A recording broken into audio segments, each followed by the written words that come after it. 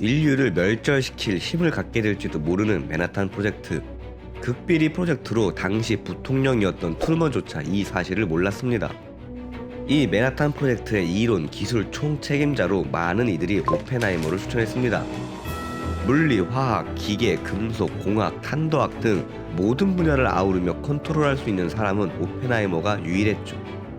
과학의 윤리와 과학자들의 사회적 기여에 대해 항상 생각하던 오펜하이머는 나치가 먼저 핵무기를 만들게 되었을 때가 두려웠고 맨하탄 프로젝트 참가를 결정합니다. 대통령 직속으로 그로브스 장군을 필두로 군대에서 관할하는 프로젝트이기에 오펜하이머는 중령 계급을 받고 체력 테스트도 받았습니다. 워낙 저체중이라 체력 검사에서 떨어졌으나 그로브스가 그냥 붙여주죠. 오펜하이머는 중앙연구소를 강력히 주장했습니다. 다양한 분야에서 많은 인력이 한 군데 모여 있어야 큰 시너지가 난다고 생각했죠. 지금으로 치면 대덕 과학단지 같은 과학 클러스터를 생각해낸 거죠. 극비였기에 연구소 위치는 인적이 드문 황무지여야 했습니다.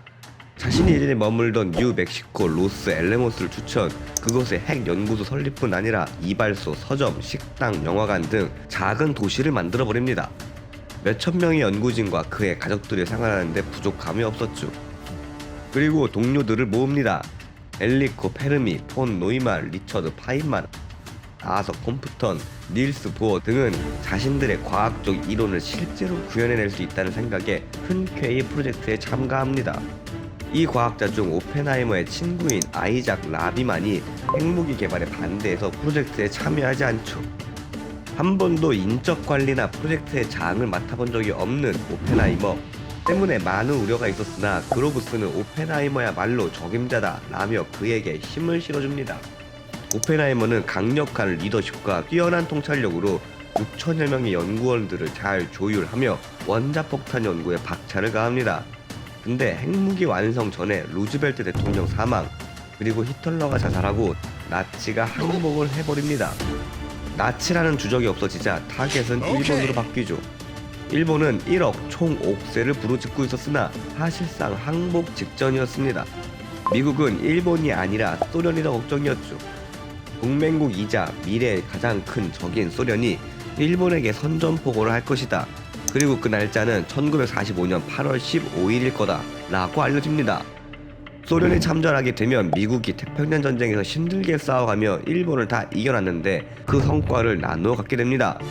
전후 관계가 매우 복잡해지죠.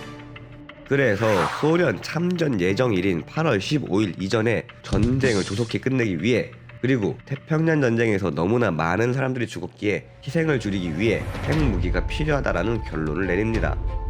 그리고 마지막 핵폭발 실험만이 남아있었습니다.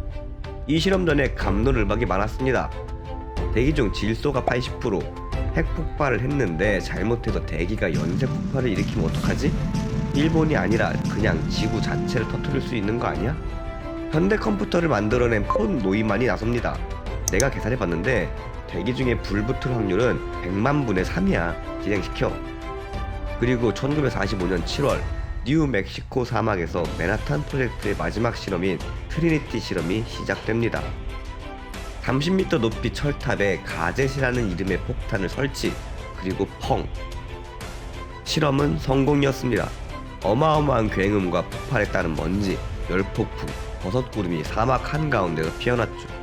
오펜하이머를 비롯한 과학자들은 자신들이 해냈다라는 성취감과 과학기술의 경이로움에 감탄하는 한편 자신들이 만들어낸 괴물의 위력에 두려움을 느꼈습니다. 그리고 최대의 효율을 내기 위해 일본 본토의 폭탄 투하가 결정되죠. 8월 6일 히로시마의 리틀보이라는 이름의 핵폭탄이 투하되죠. 성공적으로 폭탄이 떨어져 폭발했다라는 소식을 듣고 연구소에 있는 모든 사람들이 축하와 환호를 했습니다. 그러나 곧 자신들이 만들어낸 폭탄으로 한 도시가 순식간에 사라져버린 것을 보고 충격과 죄책감에 빠져버리죠. 그리고 8월 7일 소련이 일본에 선전포고를 하고 참전을 합니다. 다급해진 미국은 8월 9일 나가사키에 펜맨을 투하하죠. 오펜하이머는 나가사키 핵폭탄 투하에 극렬히 반대했습니다. 그리고 평생 후회했죠. 이미 히로시마 투하로 일본은 사실상 항복 단계였습니다. 왜 우리는 나가사키에까지 핵폭탄을 투하했는가? Now I am become death, the destroyer of worlds. 일본은 항복했고 전쟁이 끝난 후 미국은 명실상부한 세계 최강대국이 되었습니다. 그리고 그것을 이끈 과학자, 특히 그 과학자들의 대표격인 오펜하이머는 엄청나게 유명해집니다.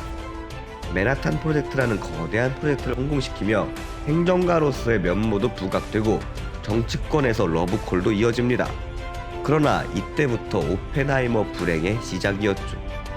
오펜하이머는 핵무기의 위력을 보고 군비 증가에 매우 반대했습니다. 트루먼 대통령과의 대화에서도 나의 손에는 피가 묻어 있다며 죄책감을 드러냈죠.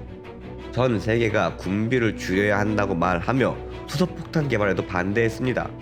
그러나 트루먼은 저 겁쟁이 울보과학자라며 비아냥거리기만 했죠.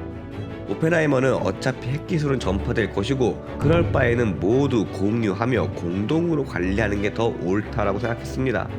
하지만 이 생각에 동의하지 않는 사람들도 있었죠. 아니 우리가 만든 핵인데 왜 공유를 해?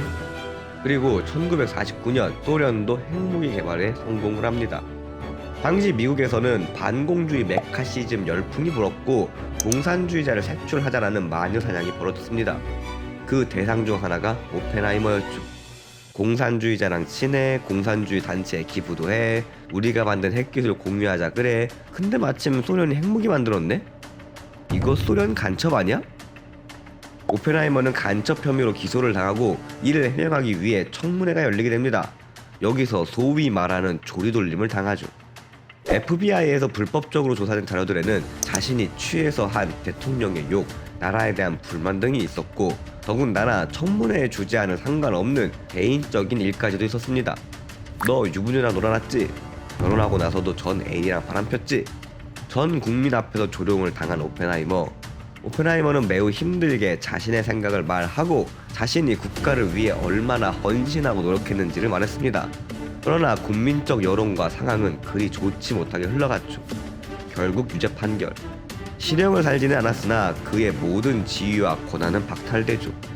훗날 이 청문회의 부당함이 알려지고 오펜하이머가 마녀 사냥을 당한 것이다, 종교 재판의 희생자다 라고 재평가되지만 오펜하이머는 이미 의욕을 잃고 건강도 급격히 나빠집니다. 지식인의 적극적 사회 참여와 과학의 역할을 말하던 오펜하이머는 60년대 흑인 인권운동과 베트남전에 대해서는 침묵을 지켰죠. 아마 모든 것에 의욕을 잃어버린 탓이 아닐까 생각합니다. 그리고 40년을 넘게 펴온 담배와 극심한 스트레스로 인해 부두암으로 사망을 하고 맙니다. 책을 보면서 많은 생각을 했습니다. 천재는 어떻게 만들어지는가? 그리고 우리는 어떻게 천재를 죽였는가? 영화 오펜하이머를 보시기 전에 이 영상을 보신다면 영화를 더 재밌게 보실 수 있으실 겁니다. 이번에도 다 아시는 얘기 봐주셔서 감사합니다. 지식과 정보를 관찰하는 지식미어캣이었습니다.